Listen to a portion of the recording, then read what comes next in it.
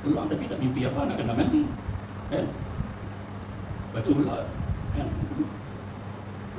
mimpi tapi tak keluar.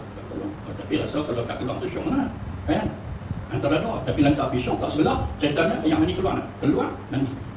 Itu kesimpulan kat situ. Kemudian Ummu Sulaim pula berkata, jika perempuan melihat basahan itu, adakah dia wajib mandi? Jawab Rasulullah SAW, ya, kerana perempuan adalah saudara mara lelaki. Maknanya kih ni tak kira lelaki, tak kira perempuan. Mimpi ke tak mimpi ke, asal keluar yang mandi, maka mandi. Apa sebab sekalipun, seperti yang kita sebut perkataan Imam Nawawi tadi tu. Sehingga ulama kata apa dia? Satu orang dia naik bersekat. Bayangkan lepas duduk bersekat tu macam mana? Kanan kiri kanan itu dia duduk gesel macam tu. Allah, apa tak